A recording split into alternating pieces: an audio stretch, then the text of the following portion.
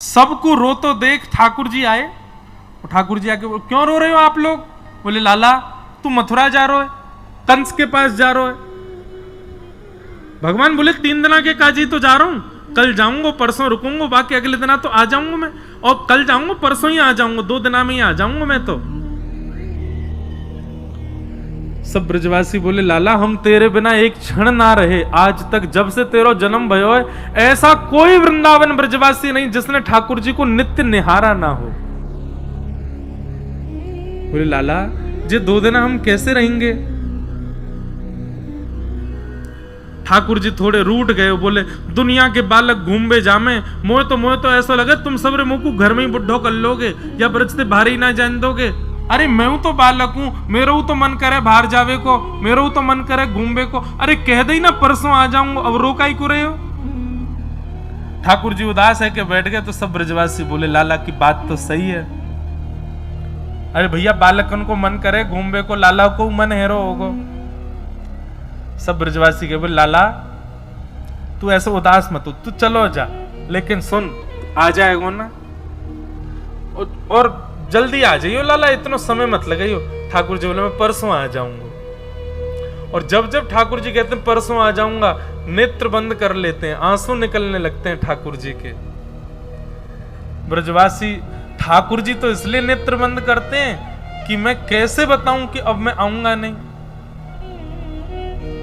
और ब्रजवासी यूं सोचे अरे लाला देख हम तो ऐसे ही रो रहे कि हम तो ते प्रेम करें, लेकिन लाला वो हम तो कितना प्रेम करे, देख रो रहो बेचारो, अपने हृदय से लगा ले। अरे लाला तू परसों आ जाएगा ना, काय बात की चिंता।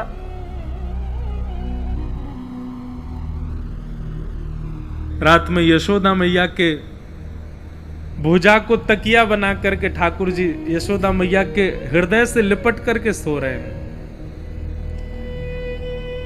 आंसू आ रहे हैं, बार बार यशोदा मैया के तन की सुगंधी को भीतर लेते हैं। बोले मैया मैं कैसे बताऊं कि अब मैं कल चलो जाऊंगा फिर कभी नहीं आऊंगा।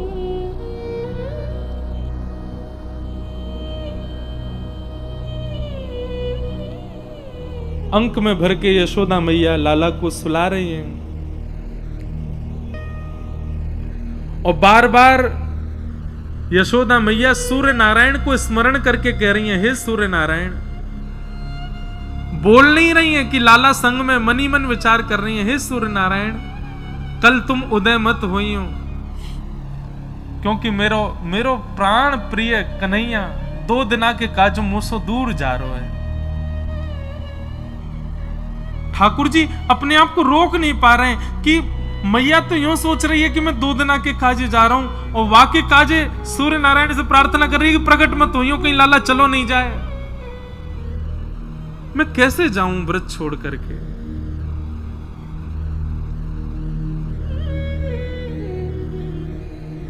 बार बार ठाकुर जी मन में विचार कर रहे हैं। ठाकुर जी ने नेत्र बंद करके यशोदा मैया के अंक में भरे भरी ब्रह्मा जी का स्तवन किया, शंकर जी का स्मरण करके सब देवताओं का स्मरण करके कहा किसी में यदि भाव हो तो वैकुंठ की पदवी संभाल लो, किसी में भाव हो तो वो परब्रह्म बन जाओ, मोह या ब्रज से दूर नहीं जानो, मैं सदा या ब्रज में ही रहना चाहूं। अरे भैया या संसार को कोई और संभाल लो, मेरे बस की बात नहीं है, मैं अब इन ब्रजवासियों के प्रेम में बंध चुका हूं, मैं ना ही जा सकूं यहां से दूर। 33 कोटि देवता स्मरण करने लगे, स्तवन करने लगे। लक्ष्मी जी आकर के भगवान को उनके तत्व का बोध कराने लगी और बार बार कह रही हैं कि नाथ आप सामान्य बालक नहीं हैं, आप क्यों भूल रहे हैं, मैं आपकी गृहिणी हूं, आप साक्षात परब्रह्म नारायण हैं, शंख चक्र गदा पद्म चतुर्भुज स्वरूप है आपका, आप कैसे इन ब्रजवासियों में इतने आसक्त हो सकते हैं।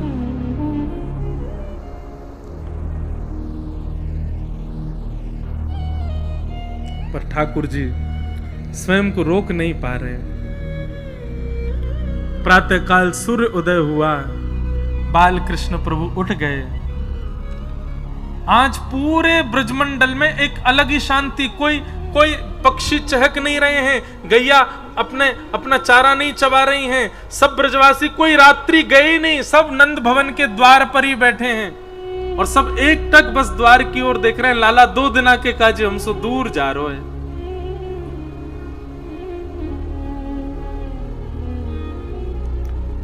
ठाकुर जी नहा धो के तैयार भये। आज अलग की एक अलग प्रकार की सुस्ती है ठाकुर जी के मुखमंडल पर, कोई सो नजर नहीं मिला पा रहे हैं। जैसे ही नंद भवन से बाहर निकल के आए, जहां तक दृष्टि जा रही है सब ब्रजवासी खड़े हैं और सब ब्रजवासी हाथ जोड़ करके कह रहे हैं, लाला तू परसों आ जाएगा ना? ठाकुर जी कह रहे हैं, हाँ मैं परसों आ जाऊंगा। और ज्यों ज्यों ठाकुर जी चरण आगे रथ की ओर बढ़ा रहे हैं अक्रूर जी के साथ, एक एक दो दो ब्रजवासी मूर्छित हो करके गिर रहे हैं, ठाकुर जी को जाते देख नहीं पा रहे हैं। तभी पता नहीं क्या हुआ, अक्रूर जी के मन में आया कि ठाकुर जी यहां सब ब्रजवासियों से मिल रहे हैं और ये सब ब्रजवासी इस भ्रांति में है कि 2 दिन में ठाकुर जी आ जाएंगे। मुझे सत्य बता देना चाहिए, सबको बताऊंगा ये तो उचित नहीं। भीतर गए नंद भवन में, यशोदा मैया का हाथ पकड़ करके कक्ष में ले गए, भीतर से चटकनी लगा करके अक्रूर जी चरणों में बैठ गए, बोले मैया आपको कछु बतानो है। और अक्रूर जी ने सब बात बता दी, कैसे वसुदेव जी ने अपनो लाला आपके यहां लाके सुलाए दियो, आपकी लाली ले जाकर के कंस को दे दी, यही बालक सुरक्षा के लिए 11 वर्ष आपके यहां रहा, अब ये बालक पुनः अपने माता पिता के पास जा रहा है। या की माँ आप नहीं है, या की माँ देवकी मैया है, वो 11 वर्षों से कारागृह में बंद हैं, ये वसुदेव जी को लाला है। ये बात सुनकर के यशोदा मैया का तो मानो रक्त ठंडा पड़ गया, एक शव के भांति शरीर, पलक नहीं झपक रही है, नेत्रों से आंसू गिर रहे हैं, कोई मुखमंडल पर किसी भी प्रकार का आव भाव प्रकट नहीं है। और चरणों में प्रणाम, तो कोई को सत्य पतो चले यहां पर, इसलिए आपको बताया है। अब मैं जा रहा हूं, आपके बालक को कुछ नहीं होगा, ये परम सुरक्षित रहेंगे मथुरा में।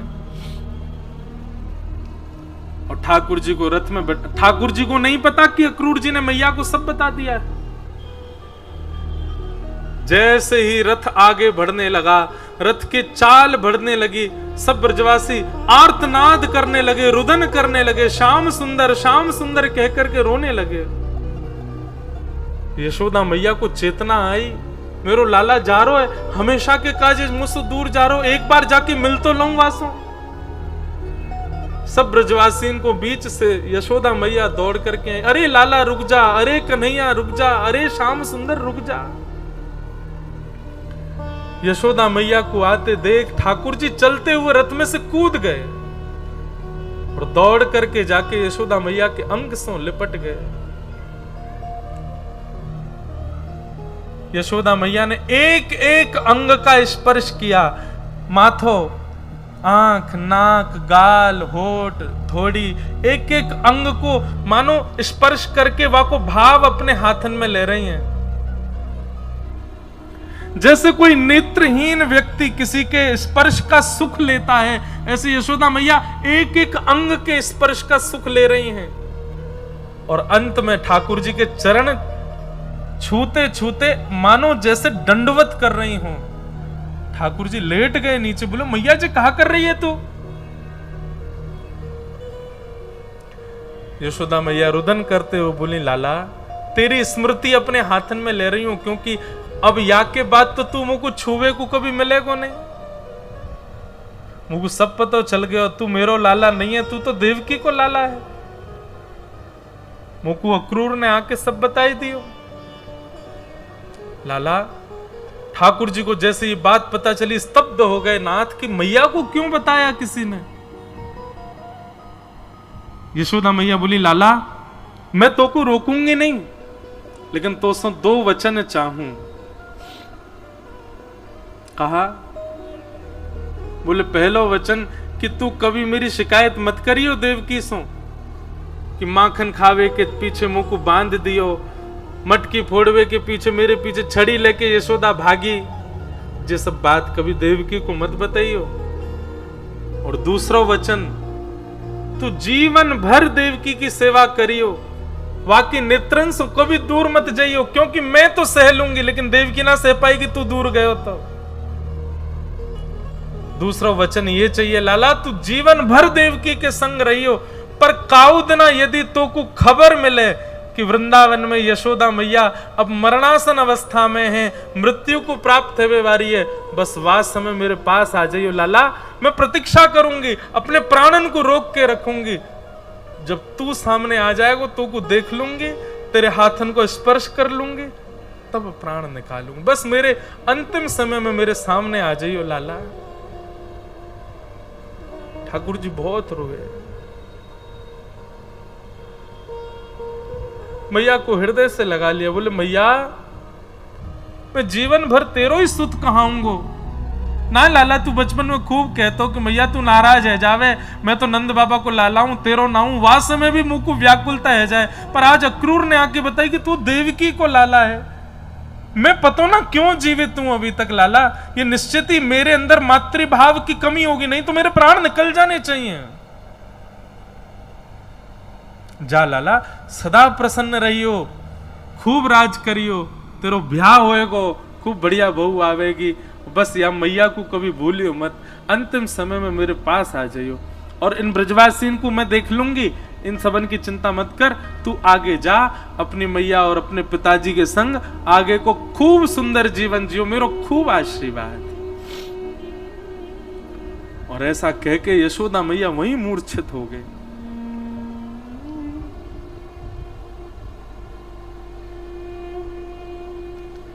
ठाकुर जी नहीं जा पा रहे हैं व्रत छोड़ करके।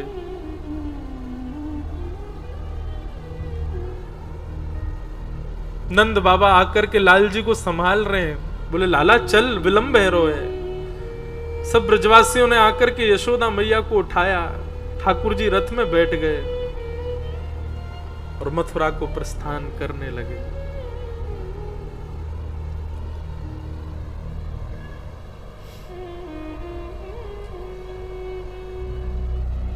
कान्हा तेरी जोहत रह गई बात, जोहत रह गई बात। सब ब्रजवासी देखते रहे ठाकुर जी के रथ को।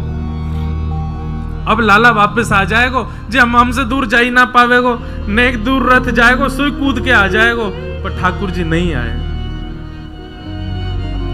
चले गए ठाकुर जी मथुरा। हमारे ब्रज के अनेक भावों में और शास्त्रीय प्रमाण भी है कि जैसे ही अक्रूर घाट आता है मथुरा और वृंदावन के रास्ता में, वहां अक्रूर घाट पे अक्रूर जी ने रथ रोका स्नान के लिए,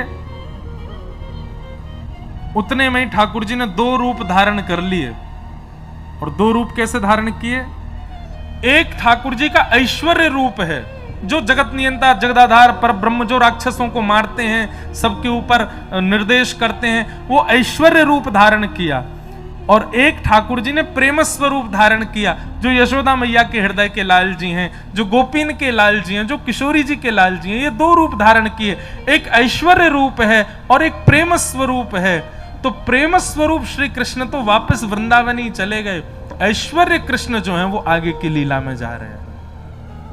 क्योंकि अब आगे जहां कहीं भी मैं ठाकुर जी का वर्णन करूंगा, आपको प्रेम स्वरूप नहीं दिखेगा, अब ऐश्वर्य रूप दिखेगा ठाकुर जी का। और वो प्रेम स्वरूप कहां चले गए? बोले वृंदावन में ही समा गए। वृंदावन का कण कण, वृंदावन के वृक्ष, वल्लरी, पत्र, सब श्री कृष्ण वही हैं। तो ब्रजवासियों को ऐसा अनुभव होता है, वृक्ष पे बैठे हैं, ब्रजवासियों को अनुभव होता है यमुना जी में घूम रहे हैं, ब्रजवासियों को अनुभव होता है गैया चरा के जा रहे हैं, पर वो अनुभव ही होता है। क्यों? पूरा वृंदावन ही श्री कृष्ण बन गए, नंद नंदन कृष्ण। वृंदावनम परित्यज्य पाद मेकम न गच्छति, एक पैर भी ठाकुर जी वृंदावन से बाहर नहीं रखते कभी भी। इस प्रकार ठाकुर जी की लीला हुई। अब हम जल्दी जल्दी कह दें, भगवान मथुरा आए। मथुरा में आते सबसे पहले भगवान एक धोबी के पास गए, कंस के कपड़े धो रहा था। भगवान बोले हमको लत्ता दे दे बढ़िया वारे। कंस के धोबी ने कहा अरे चल भाग यहां से, हमें सब पता है तू कौन है, तुझको मथुरा क्यों बुलाया। मधुमंगल श्रीदामा ये गए थे मथुरा तक भगवान के संग। मधुमंगल बोलो लाला जी ज्यादा ही अपमान कर रहे हो, जाकर पूतना बारे हाथ दिखा दे अपने। सो ठाकुर जी ने एक हस्त प्रहार किया, धोबी मर गया। कंस के कपड़े ठाकुर जी ने पहन लिए, सब ग्वाल बालन ने पहन लिए। अब बड़े बड़ी भां, बड़े बड़े कुर्ता, और धोती दिख ही नहीं रही है, कुर्ता में ही समा गए ठाकुर जी। और बिना झाड़ू की सड़क साफ हेती चल रही है, ऐसे ठाकुर जी पूरे वृंदावन मथुरा में घूम रहे हैं। तभी एक दर्जी के पास गए, दर्जी के यहाँ जाके फिटिंग करवाई ठाकुर जी ने, कपड़ा वपड़ा सब छोटे करवाए, बढ़िया पहन कर। वो बड़ी लंबी कथा है। ये दर्जी राम अवतार में भी था, प्रभु श्री राम की अचकन बनाने आया, परंतु सैनिकों ने कहा स्पर्श मत करना, दूर से ही नाप लो। तो राम जी का दूर से ही नाप ले रहा था तो रोने लगा, बोले ठाकुर जी छूने दो। बोले अभी मत छूवे, हम कृष्णावतार में आएंगे कृष्ण बन के, और तू तब भी दर्जी बन के आई हो, और तब हम तेरे दुकान पे आवेंगे, खूब लिपट लिपट के हमारा स्पर्श करियो। आज ठाकुर जी गए तो देखते ही समझ गया, बोले ओहो ये तो पूर्व जन्म में राम जी थे, मैं तब दर्जी था। आए वहां ने तो दुकान उकान बंद करी, ठाकुर जी को खूब स्पर्श किया, खूब ठाकुर जी की सेवा करी, सुंदर वस्त्र बनाए। एक माली के यहाँ जाके भगवान ने माला पहनी, कुब्जा सामने से आ रही, वहां से भगवान ने चंदन लगवायो, वाकु सुंदर स्वरूप धारण करवा के वृंदावन भेज दियो। कुबलिया पीड़ हाथी था कंस के सभा में, पागल था वो हाथी, उसको नशा और करा दिया। भगवान के ऊपर आक्रमण करने गया, भगवान ने सूंड पकड़ करके आकाश में घुमा के वाकु पृथ्वी में फेंक दियो, वध है गयो। एक दांत ठाकुर जी ने रखो, दूसरो दांत बलराम जी ने, दोनों भीतर प्रवेश करने लगे। तभी वहां पर धनुष रखा था, भगवान श्री कृष्ण ने धनुष उठा करके एक प्रत्यंचा, दूसरी प्रत्यंचा, जैसे ही तीसरी प्रत्यंचा चढ़ा करके खींची, बीच से धनुष भंजन हो गया। आकाश में बादल गरजने लगे, पृथ्वी डामाडोल होने लगी। कंस बोला क्या हुआ, इतनी आवाज क्यों? बोले महाराज कृष्ण आए हैं द्वार पर। महाराज कंस तो वहीं घबराने लगे, नीचे मल्ल खड़े थे, 50 सीढ़ी ऊपर बैठा था कंस। बड़े बड़े मल्लों को कहा इसको मेरे पास आने मत देना, द्वार पे ही मार दो इसको। भगवान रणभूमि में प्रवेश कर रहे हैं, मथुरा के चारों ओर लाखों नरनारी ब्रजवासी सब बैठे हैं। और श्री शुकाचार्य जी वर्णन करते हैं, भगवान जब रणभूमि में प्रवेश कर रहे हैं तो मथुरा के लोगों को ठाकुर जी कैसे दिख रहे हैं। मल्लानाम मशनिर्णीनाम स्मरस स्त्रीणाम स्मरो मूर्तिमान, गोपानाम स्वजनो सताम चितभुजां शास्त्रा सुपित्रो शिशु, मृत्युर्भोजपतिर्विराट विदुषाम तत्त्वं परम योगिनाम, वृष्णीनाम परदेवतेत विदितो रंगम गतः शाक्रजन। जिसकी जैसी भावना ठाकुर जी वैसे दिख रहे हैं। बड़े बड़े पहलवानों को ठाकुर जी पहलवान दिख रहे हैं, छोटे बालकों को ठाकुर जी बालक दिख रहे हैं, कुमारी कन्याओं को ठाकुर जी अपने पति के रूप में दिख रहे हैं, बिना दांत वाले अम्मा बाबा को ठाकुर जी अपने नाती पोता के रूप में दिख रहे हैं, और 50 सीढ़ी ऊपर बैठे हुए कंस को ठाकुर जी अपनी मृत्यु के रूप में दिख रहे हैं। आई मेरी मौत। भगवान गए, मल्लों को प्रणाम करने लगे, जय वो सब मामा जी हैं हमारे, मथुरा में सब मामा है। मल्ल बोले आओ प्रणाम मत करो, युद्ध करो। बोले हम पे तो युद्ध करना आवे ही ना है। बोले अच्छा ये पूतना ऊतना कौन ने मारी फिर? ठाकुर जी बोले कंस से पूछो, जाने सबरी मरी मराई भेजे वहां पे, एक जिंदो नहीं आए हो, सबरे स्वयं ही मर के आए। ठाकुर जी की बात तो ऐसी देखने में ऐसे लगा नेक्सो सो बालक। मल्ल बोले नहीं हमसे युद्ध करना पड़ेगा। एक मल्ल जैसे ही भगवान के पास गयो, भगवान ने एक हस्त प्रहार किया, एक हस्त प्रहार में नीचे गिर गो, उठ ही नहीं पाए। दूसरो मल्ल आयो, भगवान ने मुष्टिक प्रहार करी, महाराज स्टेडियम से बाहर गयो जाके। ऐसे कर करके सबरे मल्ल मार दिए ठाकुर जी ने। 50 सीढ़ी ऊपर बैठे कंस को ठाकुर जी ने देखा। कंस को घबराहट, भगवान का ऐसा स्वरूप है कि जो देख ले वो पिघल जाए, पर कंस को घबराहट हो रही ठाकुर जी को देख के। भगवान ने बलराम जी को प्रणाम किया, सब मथुरावासियों को हाथ जोड़ करके दंडवत करी, और एक छलांग मार के भगवान ऊपर पहुंचे। वहां को मुकुट दूर फेंक करके केश पकड़ लिए, दूसरी भुजा से चरण उठा लिए, आकाश की ओर उठा करके सब मथुरावासियों को दिखा करके 50 सीढ़ी ऊपर से नीचे पटक करके एक छलांग मारी, वहां की छाती पे जाके बैठे और कंस को गोविंदाय नमो नमः। बोलो कंस मर्दन भगवान की। मथुरा के लोगन के मुंह खुले रह गए, आंख खुले रह गई, और सब रे घबरा में बोले कि मरगो कंस। भगवान ने चारों ओर देखी, बोले विश्वास ना हैरो दिखे। एक पैर उठाया कंस का, पूरी रणभूमि में उसके देह को घुमाया ठाकुर जी ने, और सबन को जब दिख गई कि हाँ कंस मर गए, सबरे कूदे बीचे रणभूमि में, ठाकुर जी को उठा लियो, नाचन लगे, सब गान लगे, जय जयकार करन लगे, बोले कृष्ण कन्हैया लाल की, कंस मर्दन गोपाल की, देवकी नंदन गोपाल की, जय जय श्री राम। सब ब्रजवासी आनंद में भर गए, आनंद करन लगे। अब भगवान ने देवकी, अब हम थोड़ा जल्दी करें, देवकी और वसुदेव जी को मुक्त किया, उग्रसेन को मथुरा का राजा बनाया। भगवान कभी राजा नहीं बने, ना मथुरा के ना द्वारिका के, राजा हमेशा उग्रसेन ही थे। भगवान कभी सिंहासन पर नहीं बैठे, पर प्रेम से सब उनको कहते थे राजा धीराज महाराज देवकी नंदन वसुदेव नंदन मथुराधीश भगवान की जय। भगवान सांदीपनी गुरुकुल पढ़ने के लिए गए, वहीं सुदामा नाम के मित्र ठाकुर जी को मिले। लौट करके भगवान जब पुनः मथुरा आए, ब्रज की बहुत याद आई, तो भगवान ने उद्धव को वृंदावन भेजा। उद्धव शाम तक की कह के गए थे शाम को वापस आ जाऊंगा, 6 महीना में लौट के आए वृंदावन से, और प्रेम के ऐसे रंग में रंग करके आए कि आके ठाकुर जी को हाथ पकड़ो, बोले चलो मेरे संग वृंदावन, कहीं नहीं रहना मथुरा में, वहीं रहेंगे गोपीन के बीच में, ब्रजवासीन के बीच में। ठाकुर जी ने उद्धव से कही, उद्धव ये सब ब्रजवासी गोपी मेरे संगी रहते हैं, कोई अलग नहीं है, केवल तुम्हारे चित्त में प्रेम प्रकट करने के लिए पूरी लीला हुई थी। मथुरा पर कंस के ससुर जी जरासंध ने चढ़ाई कर दी, मेरे दामाद को मार दिया, और एक नहीं 17 बार चढ़ाई की मथुरा पर। हर बार कृष्ण बलराम ने मिलकर के पूरी सेना को मार दिया, अकेले जरासंध को छोड़ देते। हर बार जरासंध फिर जाता, फिर से सेना इकट्ठी करके लाता, फिर चढ़ाई करता, भगवान फिर छोड़ देते।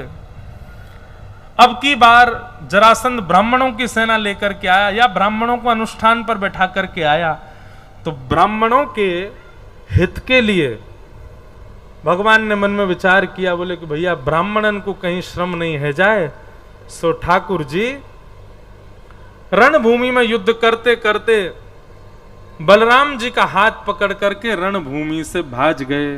बोलो रण छोड़ राय भगवान की।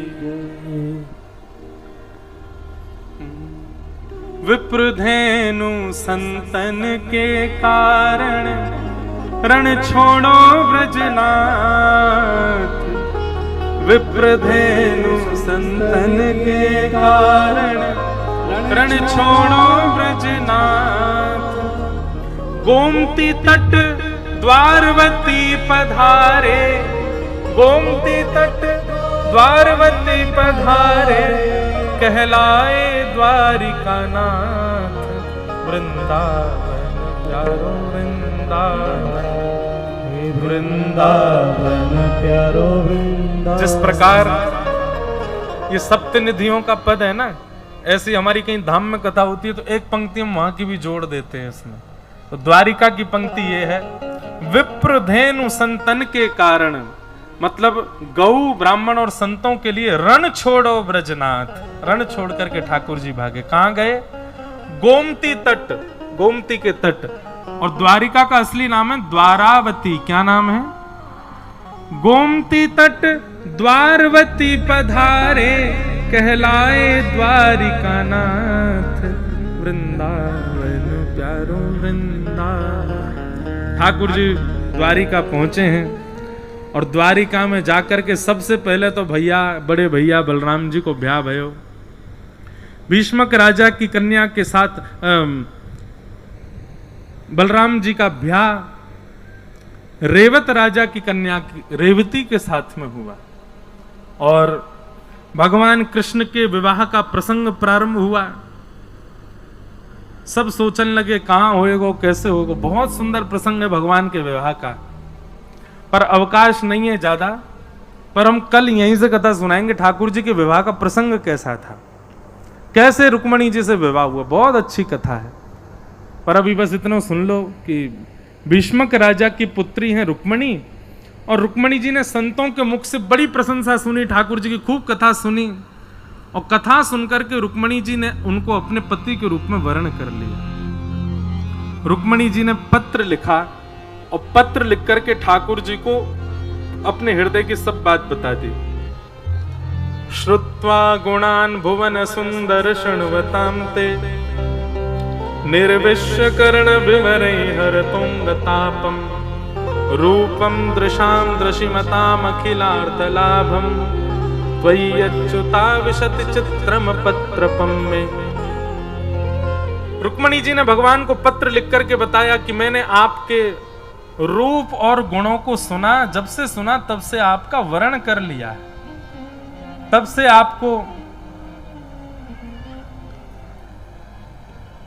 आपको अपने पति रूप में मान लिया है। आप आकर के हमारा वर्ण करो। बहुत सुंदर पूरे 7 श्लोक हैं रुक्मणी जी के। एक एक श्लोक में इतना सुंदर भाव रुक्मणी जी कहते हैं। कल हम ये श्लोक की भी व्याख्या विस्तार से करेंगे। रुक्मणी जी ने पत्र लिख करके भेजा। ब्राह्मण सुदेव नाम के ब्राह्मण गए और जाकर के भगवान को पत्र सुनाया। पत्र सुनते ही ठाकुर जी खड़े हो गए, रथ में जाकर के बैठे, सुदेव ब्राह्मण को बैठा करके सीधे कौंडिन्यपुर आए। और कौंडिन्यपुर आकर के भगवान ने, रुक्मणी जी देवी पूजा के लिए जा रहे हैं। आहा, जय जय गिरिवर राज किशोरी, जय महेश मुख चंद्र चकोरी। हो मैंने मेहंदी लगाई रे कृष्ण नाम की, हो मैंने मेहंदी लगाई रे कृष्ण नाम की, हो मैंने मेहंदी लगाई रे कृष्ण नाम की, हो मैंने मेहंदी लगाई रे कृष्ण नाम की, हो मैंने बिंदिया सजाई रे कृष्ण नाम की, हो मैंने बिंदिया सजाई रे कृष्ण नाम की। मेरा जीवन है कृष्ण, मेरा जीवन है कृष्ण, ओ मेरा जीवन है कृष्ण, मेरा जीवन है कृष्ण, ओ मेरा जीवन है कृष्ण, मेरा जीवन है कृष्ण, ओ मेरा जीवन है कृष्ण, मेरा जीवन है कृष्ण। ओ मैंने बिंदिया सजाई रे कृष्ण नाम की, ओ मैंने बिंदिया सजाई रे कृष्ण नाम की, ओ मैंने मेहंदी लगाई रे कृष्ण नाम की, ओ मैंने मेहंदी लगाई रे कृष्ण नाम की। मेरे नैनों में गोकुल वृंदावन, मेरे नैनों में गोकुल वृंदावन, मेरे प्राणों में मोहन मन भावन, मेरे प्राणों में मोहन मन भावन। ओ मेरा जीवन है कृष्ण, मेरा जीवन है कृष्ण, ओ मेरा जीवन है कृष्ण, मेरा जीवन है कृष्ण। ओ मैंने माला सजाई रे कृष्ण नाम की, ओ मैंने माला पहराई रे कृष्ण नाम की, ओ मैंने मेहंदी लगाई रे कृष्ण नाम की, ओ मैंने मेहंदी लगाई रे कृष्ण नाम की, ओ कृष्ण नाम की, हाँ कृष्ण नाम की, कृष्ण नाम की।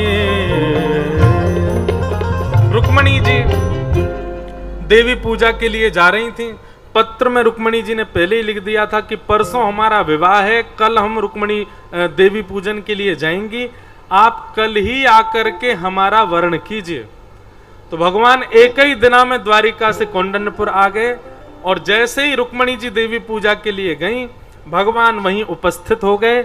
भगवान के रूप लावण्य को देख, एक तो ठाकुर जी सुंदर, और ऊपर से ऐसा श्रृंगार करके गए, ऐसा श्रृंगार करके गए महाराज जितने सैनिक रुक्मणी जी की सुरक्षा में थे सब ठाकुर जी को देखते ही रह गए। रूप माधुरी का दर्शन करके सब भूल गए हमको रुक्मणी जी की रक्षा करनी है। और ठाकुर जी बीच सैनिकों से रुक्मणी जी का हरण करके द्वारिका ले गए। रुक्मणी के भाई रुक्मी ने बीच में रोकने का प्रयास किया तो भगवान का थोड़ा सा उसके साथ युद्ध हुआ। बलराम जी ने आकर के शांत किया। रुक्मणी जी को द्वारिका ले गए। वसुदेव देवकी ने पूछा, लाला जे कौन है? ठाकुर जी बोले, मोए ना पता, इनते ही पूछो कौन है। रुक्मणी जी तो पूछी, आप कौन हो? बोले, आपके लाला हमारो हरण करके लाए हैं। वसुदेव जी बोले, लाला जे कोई मक्खन है जो तू हरण कर लायो है? कम से कम ब्याह तो डट के कर ले, सब चीज हरण करके करेगो। ठाकुर जी बोले, देखो पत्र इनने स्वयं लिखो है पत्र में कि हमारो वर्ण करो। हमने तो इनकी इच्छा पूरी करी, अपनी इच्छा से हमने कछु नहीं कियो। वसुदेव जी बोले, अब इच्छा बताओ। बोले, इच्छा ये कि अब वर्ण कर ही लियो तो इन्हीं से ब्याह करेंगे।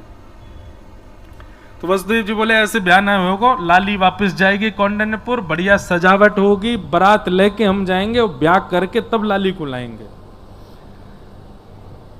भागवत जी में वर्णन है, रुक्मणी जी का पूरा परिवार राजी था ठाकुर जी से विवाह के लिए, केवल उनका भाई राजी नहीं था।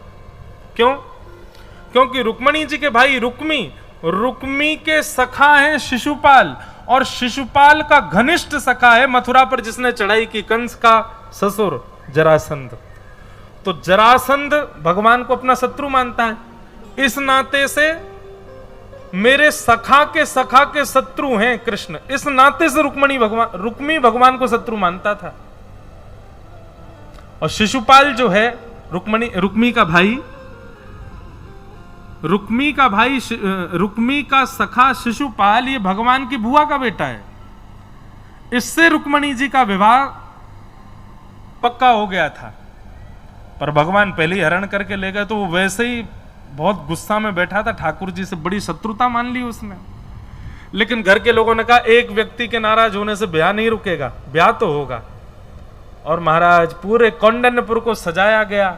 ठाकुर जी द्वारिका से बारात लेकर के आए और दुल्हा बनकर के जब लाल जी पधारे, आहा, एक तो इतने सुंदर, ऊपर से दुल्हा और बनी आए। कौंडिन्यपुर की सब गोपियां ठाकुर जी को गारी देवे के लिए खड़ी भई। जमाई को गारी दे में जैसे दुल्हा आए, सब कहने लगी, मुकुट धर सांवरे रे लाला। अच्छा, इतनी जल्दी? खड़े रहो वहीं पर, अभी ब्याह नहीं होगा जब तक हमारी इच्छा नहीं। काय को आ गए? खड़े रहो वहीं पर। कह रहे हैं ठीक है। कैसे बोले लाला।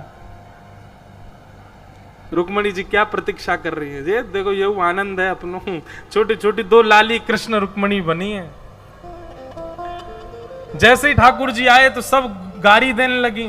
कहा गारी दे रही हैं? मुकुट धर सांवरे रे लाला, दोए बापन के जाए।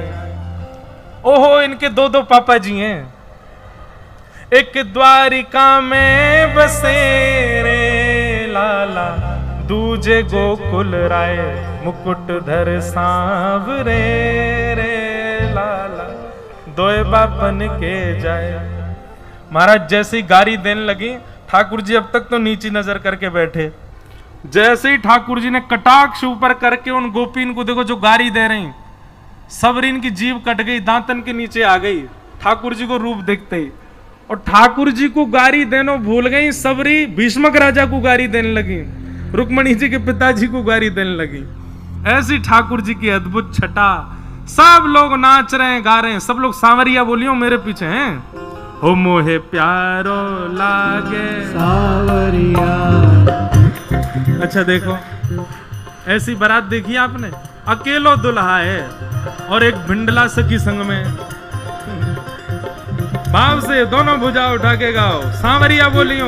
मोहे प्यारो लागे सांवरिया, मोहे प्यारो लागे सांवरिया, आज दुल्हा बने हैं सांवरिया, ओ बड़े सुंदर सजे हैं सांवरिया, ओ बड़े चोखे सजे हैं, सावरिया ओ बड़े प्यारे लगे हैं, सावरिया मोहे प्यारो लागे, सावरिया मोहे प्यारो लागे, सावरिया ओ मोहे प्यारो प्यारो लागे, सावरिया ओ ये तो द्वारिका के राजा, सावरिया ओ ब्रज के हैं ग्वाला, सावरिया ओ आज दुल्हा बने हैं, सावरिया ओ बड़े सुंदर सजे हैं, सावरिया मोहे प्यारो लागे, सावरिया मोहे प्यारो लागे, सावरिया मोहे प्यारो प्यारो लागे, सावरिया ये तो वसुदेव लाला, सावरिया ओ नंद जी के है लाला, सावरिया ओ मथुरा के राजा, सावरिया ओ आज दुल्हा बने हैं, सावरिया मोहे प्यारो लागे, सावरिया मोहे प्यारो प्यारो लागे, सावरिया मोहे प्यारो लागे। सावरिया अब ठाकुर जी की भैया जयमाल है रही है, झटपट करो भैया, जल्दी समय नहीं है ज्यादा, झटपट कर दो ब्याह हैं। और पहली बरमाला रुक्मणी जी डाल दो ठाकुर जी को। हाँ, रुक्मणी जी पतो ना है कि मैं ही रुक्मणी हूं। बोलो रुक्मणी रमण भगवान की। और ठाकुर जी ने वो पहना दे रुक्मणी जी को। जय हो, बधाई हो, बधाई हो, आई हो बधाई हो। अब देखो कोई को बुरी लगे सो लगे, पर हमारे काज तो भैया ये राधा और श्री ठाकुर जी, हमारी रही तो राधा रमण है। हमारे यहाँ तो ब्रजमंडल में रुक्मणी जी थोड़े, किशोरी जी तो ब्याह होएगा ठाकुर जी को।